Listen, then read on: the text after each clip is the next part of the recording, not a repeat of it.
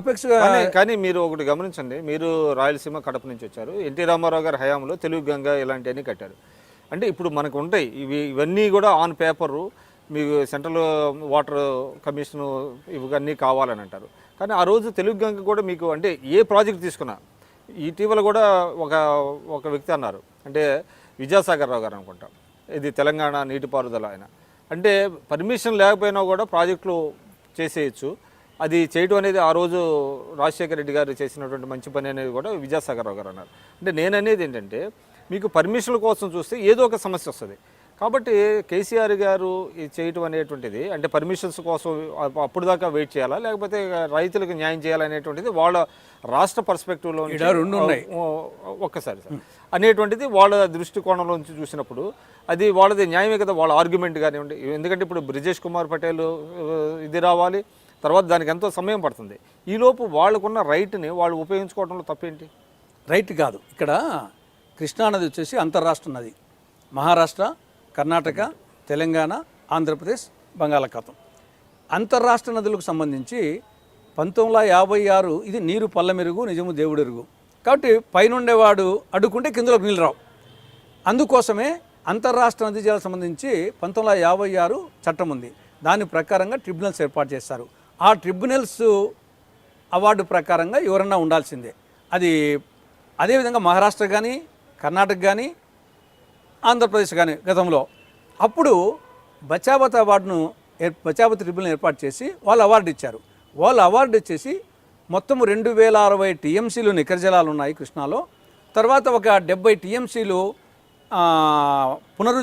పునరుత్పత్తి జలాలు ఉంటాయి, రీజనరేషన్ జలాలు. కాబట్టి 2130 టీఎంసీల్లో మహారాష్ట్రకు వచ్చేసి 585 టీఎంసీలు, కర్ణాటక వచ్చేసి 700 సంథింగ్, ఆంధ్రప్రదేశ్కు 811 టీఎంసీలు.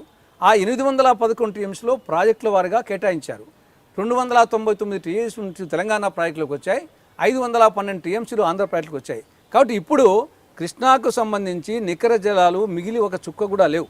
కాబట్టి ఇప్పుడు తెలంగాణ వచ్చేసి పాలమూరు రంగారెడ్డికి డిండికి కలిసి 120 టీఎంసీలు నీటి కేటాయింపులు లేవు. కానీ గతంలో వచ్చి నీటి కేటాయింపులు ఒకటి, అనుమతులు ఒకటి, రెండు కావాలా. ఇక్కడ నీటి కేటాయింపులు లేవు బచావత్ అవార్డు ప్రకారము. తర్వాత అనుమతులకు సంబంధించి ఇక్కడ బచావత్ అవార్డు ప్రకారము దిగువ రాష్ట్రము 100 సంవత్సరాల్లో 75 సంవత్సరాల పాటు డిపెండబిలిటీ తీసుకుంటారు. 20 సంవత్సరాల పాటు వర్షం తక్కువగా ఉన్నప్పుడు దెబ్బతినేది కింది రాష్ట్రం. కాబట్టి కింది రాష్ట్రానికి సర్ప్లస్ వాటర్ వాడుకునే లిబర్టీ, నాట్ రైట్, లిబర్టీ అనేది కింది రాష్ట్రానికి ఉంటుంది. అది వాడుకుంటే సముద్రంలో కలుస్తాయి, పయ్యోళ్ళకు నష్టం లేదు. కాబట్టి కిందోనికి ఆ లిబర్టీ అనేది బచావత్ అవార్డు ఇచ్చారు. దాన్ని బేస్ చేసుకొని ఆ రోజు మహారాష్ట్ర, కర్ణాటకకు వాళ్ళకు వచ్చేసి ఇన్ని కేటాయించే అంతవరకే వాళ్ళు ప్రాజెక్టులు కట్టుకోవాలా. కానీ ఆంధ్రప్రదేశ్ దిగువ రాష్ట్రం కాబట్టి ఆ యొక్క సర్ప్లస్ వాటర్ను దృష్టిలో పెట్టుకొని ఆ రోజు తెలంగాణలో నెట్టెంపాడు కానీ, కల్వకుర్తి కానీ, భీమా కానీ, ఎస్ఎల్బిసి కానీ, జిఎన్ఎస్ఎస్ కానీ, తెలుగంగ కానీ, హెచ్ఎన్ఎస్ఎస్ కానీ, వెలుగొండ కానీ, ఇవన్నీ దిగువ రాష్ట్రానికి ఉండే స్వేచ్ఛ ఆధారంగా అటు తెలంగాణలో ఇటు ఆంధ్రప్రదేశ్లో ఆ యొక్క అనుమతులు కొన్ని ప్రయత్నం చేసుకుంటూ ఏం జరుగుతుందంటారు ఇప్పుడు అంటే తెలంగాణ అయితే దే ఆర్ గోయింగ్ అహెడ్. వాళ్ళు వచ్చేసి అది ఆ డబ్బు వచ్చేసి బూడిదలో పోసిన పన్నీరే. ఖచ్చితంగా ఈ రోజు కాకుండా రేపైనా సరే ఇది అపెక్స్ కౌన్సిల్ స్టాప్ చేయక తప్పదు.